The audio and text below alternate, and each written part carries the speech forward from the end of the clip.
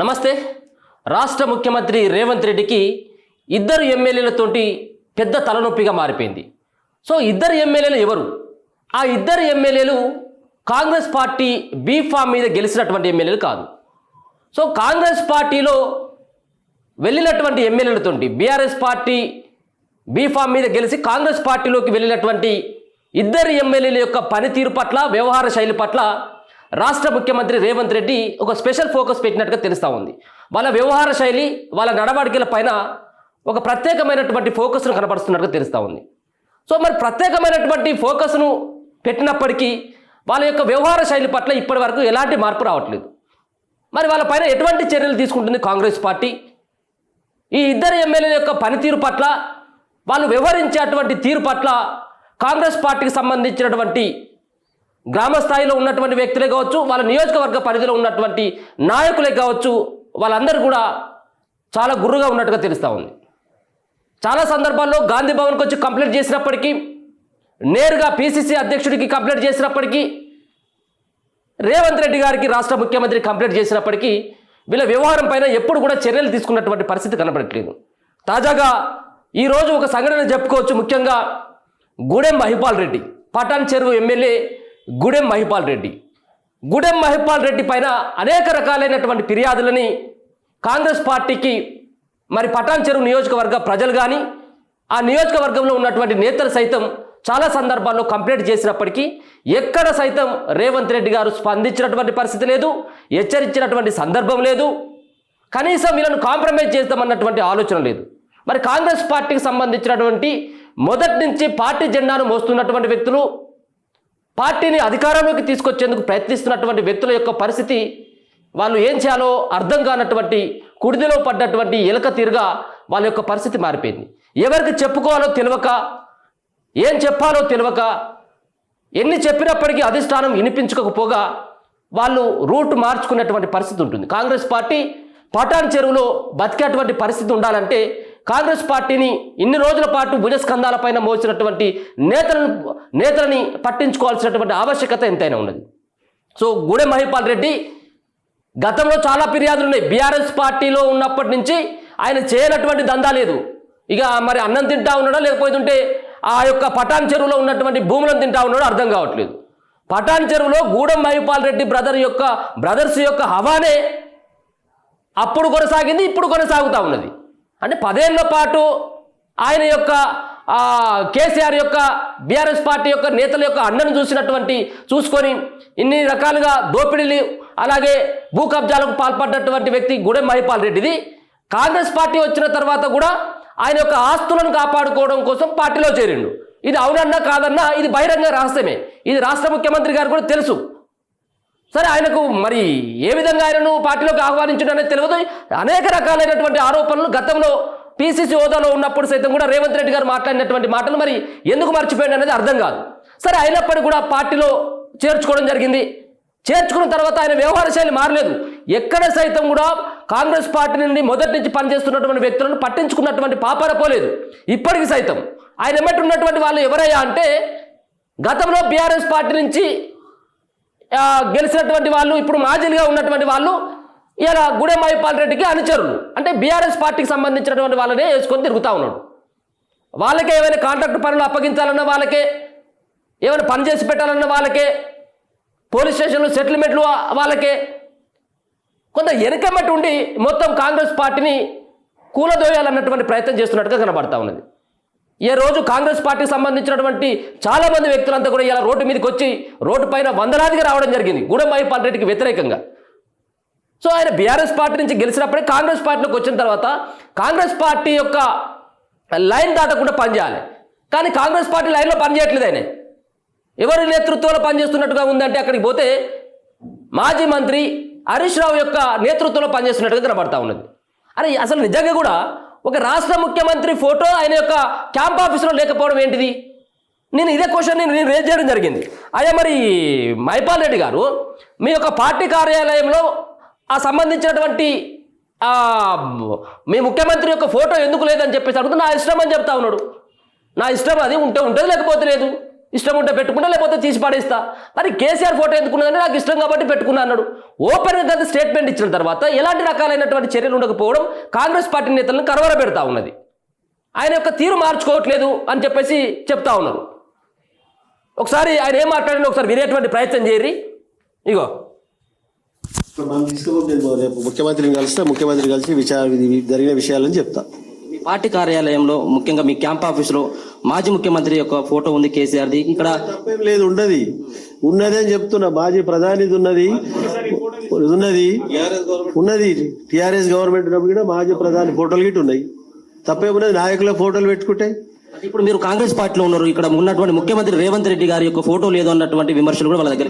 ఇది ఇల్లు ఆఫీసులో పెట్టుకోవాలి, ఇంట్లో పెట్టుకోరు. ఆఫీసులో పెట్టుకోవాలి. అనవసరమైన దాంట్లోకి లాగకండి మీరు గిట్ట దయచేసి. ఇది ఇల్లు, కేసీఆర్ ఫోటో లేదు మన దగ్గర. లేదు, అఫీషియల్ ఫోటో కాదు అది. ఇనాగ్రేషన్ ఫోటో, అది హాస్పిటల్ 300 కోట్లు ఇచ్చిన ఫోటో, అది జరిగిన ఫోటోస్ అది. కాసేపటి క్రితమే వాళ్ళకు ఫోటో కూడా రేవంత్ రెడ్డి గారి యొక్క ఫోటో కూడా తీసుకొచ్చి ఇక్కడ పెట్టడం జరిగింది. సో దాన్ని ఇప్పటికైనా ఇక్కడ క్యాంప్ ఆఫీస్ లో పెట్టేటువంటి అవకాశం ఉంటుంది. మేము ఆలోచన చేసుకొని డిసిషన్ తీసుకుంటాం.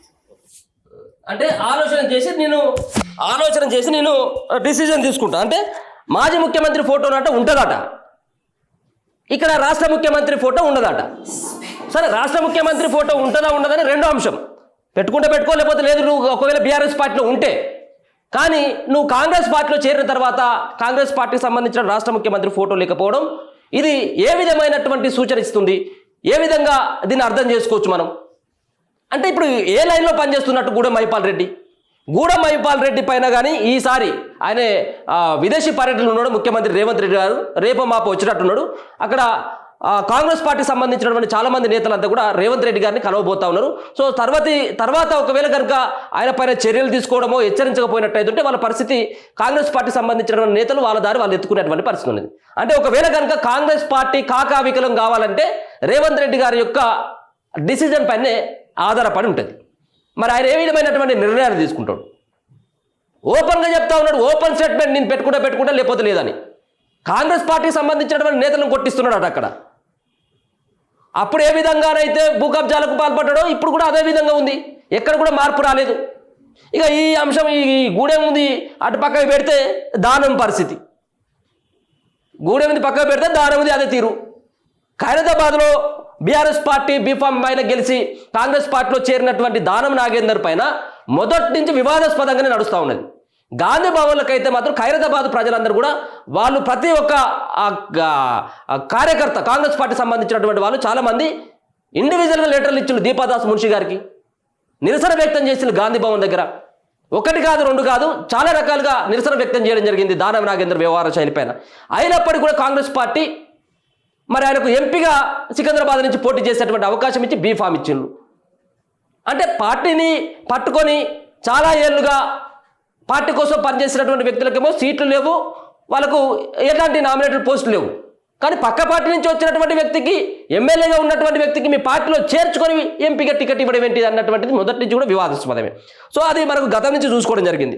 మరి ఒక వారం 10 రోజుల కానీ చూసుకుంటా ఉంటే ఫార్ములా ఈ రేసు సంబంధించినటువంటి వ్యవహారంలో కాంగ్రెస్ పార్టీ కానీ, ఒక పక్కన ఏసీబీ కానీ, ఈడీ కానీ, ఒక పక్కన దర్యాప్తు సంస్థలు కేటీఆర్ పైన కేసులు నమోదు చేసి విచారణ చేస్తున్నటువంటి సందర్భంలో కేసీఆర్ని అలాగే ఫార్ములా ఈ రేస్ని, సో దానం నాగేందర్ గారు అక్కడ కేటీఆర్ని కేసీఆర్ని పొగడ్తలతోటి ముంచినటువంటి పరిస్థితి మనకు తెలుసు. సో దాని తర్వాత మాట మార్చి లేదు నీ అట్లా లేదని చెప్పేసి మాట మార్చేటువంటి ప్రయత్నం చేయడం జరిగింది. దాని తర్వాత ఇవాళ ఏం చేసిండు, హైడ్రా విషయంలో ఎంతో గొప్పగా చెప్పుకుంటున్నటువంటి రాష్ట్ర ముఖ్యమంత్రి కాంగ్రెస్ పార్టీ హైడ్రాను తీసుకుని వచ్చి భూములను కాపాడడం జరిగింది, గవర్నమెంట్ భూములను, నాలాలను కాపాడడం జరిగింది, వీటిని కాపాడడం జరిగింది, వాటిని కాపాడడం జరిగింది. ఎవరైనా కబ్జా చేయాలనుకున్నటువంటి వాళ్ళు ఎవరైతే ఉంటారో వాళ్ళకు చుచ్చుపాడే విధంగా మేము హైడ్రాను తీసుకురావడం జరిగిందని చెప్పిండు గొప్పగా. ఇలా హైడ్రాను కూల్చివేస్తున్నటువంటి దశలో హైడ్రా పనితీరును వ్యతిరేకిస్తూ ఆ యొక్క జేసీబీలను అడ్డుకునేటువంటి ప్రయత్నం చేసిండు. అంటే ఒక రకంగా గతంలో కుమారి ఆంటీకి ఏ విధంగానైతే రేవంత్ రెడ్డి గారు సపోర్ట్ చేసిందో మా ప్రాంతంలో ఉన్నటువంటి వాళ్ళని కూలకొట్టకుండా నేను ప్రయత్నిస్తే తప్పేంటి? అంటే రేవంత్ రెడ్డి గారి యొక్క మాటని గౌరవించినటువంటి పరిస్థితి కనబడట్లేదు.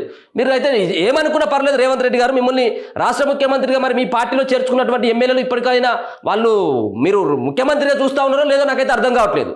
ఇంకా మరి వాళ్ళు మీ పార్టీలో చేరినప్పటికి కూడా ఇంకా కేసీఆర్ ముఖ్యమంత్రి అన్నటువంటి తీరు వాళ్ళ యొక్క వ్యవహార శైలి కనబడతా ఉన్నది. సో వీళ్ళ యొక్క వ్యవహారం కానీ వీళ్ళు మాట్లాడేటువంటి తీరు పట్ల రేవంత్ రెడ్డి గారికి ఇంటెలిజెన్స్ ఆ సమాచారం ఇచ్చినట్టుగా తెలుస్తూ ఉంది. వాళ్ళు వచ్చిన తర్వాత ఏ విధంగా చర్యలు తీసుకునేటువంటి అవకాశం ఉంటుంది, ఒకవేళ అవసరమైతే ఉంటే ఉండొచ్చు, లేకపోతే ఉంటే పోవచ్చు అన్నటువంటి నిర్ణయాన్ని కూడా చెప్పేటువంటి అవకాశం కనపడతా ఉన్నది. అంటే పార్టీలు మారినటువంటి ఎమ్మెల్యేల పైన పూర్తిగా ఒక స్పెషల్ ఫోకస్ పెట్టినట్టుగా తెలుస్తూ ఉంది. వీళ్ళ ఇద్దరితోటి పార్టీకి తీరని మచ్చగా మిగిలిపోతా ఉంది. వాళ్ళ యొక్క వ్యవహార శైలితోటి చాలా ఏళ్ళుగా పార్టీలు పట్టుకున్నటువంటి వాళ్ళ యొక్క పరిస్థితి ఎవరికి చెప్పుకోవాలో అర్థం కానటువంటి నేపథ్యం కనబడతా ఉన్నది. మరి ఇప్పటికైనా రేవంత్ రెడ్డి గారు ఎటువంటి చర్యలు తీసుకుంటారు, కాంగ్రెస్ పార్టీ అధిష్టానం ఏ విధంగా తీసుకుంటుంది, పిసిసి అధ్యక్షుడు వాళ్ళపైన ఏమైనా చర్యలు ఉంటాయా, లేకపోతే ఉంటే తూతు మంత్రంగానే చూసి వదిలిపెడతారా లేదనేది కూడా చూడాలి. కానీ వీళ్ళ యొక్క వ్యవహార శైలితోటి ముఖ్యంగా ఈ హైదరాబాద్ ప్రాంతంలో ఉన్నటువంటి ఈ యొక్క పటాన్ చెరువు ఎమ్మెల్యే కావచ్చు, ఇక్కడ దానం నాగేందర్ ఖైరతాబాద్ ఎమ్మెల్యే యొక్క వ్యవహార శైలితో మాత్రం రేవంత్ రెడ్డి గారికి అయితే పెద్ద తలనొప్పిగా మారినటువంటి అవకాశం కనబడతా ఉన్నది. రాగానే వీళ్ళపైనే వీళ్ళ యొక్క వ్యవహార శైలి పైన హెచ్చరించేటువంటి అవకాశం కూడా స్పష్టంగా కనబడతా ఉన్నది. ఒకసారి దానం నాగేందర్ గారు కూడా మాట్లాడినటువంటి మాటను ఒకసారి చూసుకుందాం. ఇగో పొద్దున రోడ్డు మీద పెట్టుకుంటే ఆ ఇడ్లీ బండి తీసి పడేస్తే వాడు ఆ రోజు ఏం తినాలి? ఒక ఇన్సిడెంట్ జరిగింది. ముఖ్యమంత్రి గారు మొట్టమొదటిగా సీఎం అయినప్పుడు మాదాపూర్ లో ఏదో క్యాంటీన్ ఉండే లేడీది ఏం పేరు కుమారి ఆంటీది కూడా ఇట్లాగే చేస్తే ముఖ్యమంత్రి గారు ఏం చెప్పారు? ఆమె జోలికి పోవద్దని చెప్పారు. సో అలాగే ఇక్కడ కూడా ఎవరి దగ్గరికి జోలికి పోవద్దని మేము చెప్తున్నాం. ఎందుకంటే వాళ్ళు రోజు వ్యాపారం చేసుకునే వాళ్ళు. ఒకవేళ అలా పాలసీ కింద తీసుకుంటే సిటీ మొత్తంలో అయితే మీరు ముందు ఓల్డ్ సిటీ నుంచి మొదలు పెట్టండి. ఓల్డ్ సిటీలో ఎక్కడెక్కడ ఉన్నాయి అలా మీరు చేయండి. మీకు ఏమి ఇబ్బందులు కలగకుంటే మా దగ్గర కూడా ఇబ్బంది లేకుండా నేనే చెప్తా వాళ్ళకి. కాబట్టి ఇది చేయొద్దని నేను చెప్తున్నాను. ఎందుకంటే రాష్ట్ర ముఖ్యమంత్రి గారేమో ఒక రకంగా హైడ్రా విషయంలో ఆయన ఒక రకంగా చెప్తే, ఒక పక్కన ఈయనేమో ఒకవేళ స్టార్ట్ చేసుకోవాలి హైడ్రా అనుకుంటుందంటే సిటీ అవతల నుంచి అవసరమైతే ఉంటే ఓల్డ్ సిటీ నుంచి మీరు స్టార్ట్ చేయండి అని చెప్పేసి చెప్తా ఉన్నారు. అంటే ఎమ్మెల్యేలు మాట్లాడేటువంటి వ్యవహారంతో అసలు ముఖ్యమంత్రి గారికి అసలు గౌరవించుకుంటూ మాట్లాడినటువంటి పరిస్థితి కనబడట్లేదు. ఆయన తీసుకున్నటువంటి నిర్ణయానికి వ్యతిరేకంగానే పార్టీ మారినటువంటి ఎమ్మెల్యేల యొక్క ప్రవర్తన ఉన్నట్టుగా మనకు స్పష్టంగా అర్థమవుతా ఉంది. మరి చూద్దాం, మరి రేవంత్ రెడ్డి గారు విదేశీ పర్యటన నుంచి వచ్చిన తర్వాత ఈ ఇద్దరు ఎమ్మెల్యేల పైన ప్రత్యేకమైనటువంటి మరి క్లాస్ తీసుకున్నటువంటి అవకాశం కనబడతా ఉన్నది.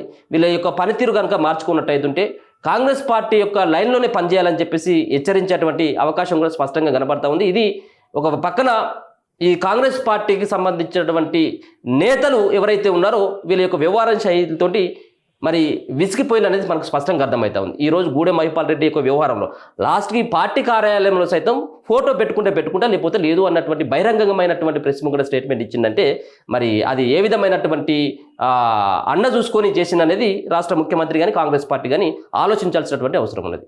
చూస్తూనే ఉండండి మనతోటి.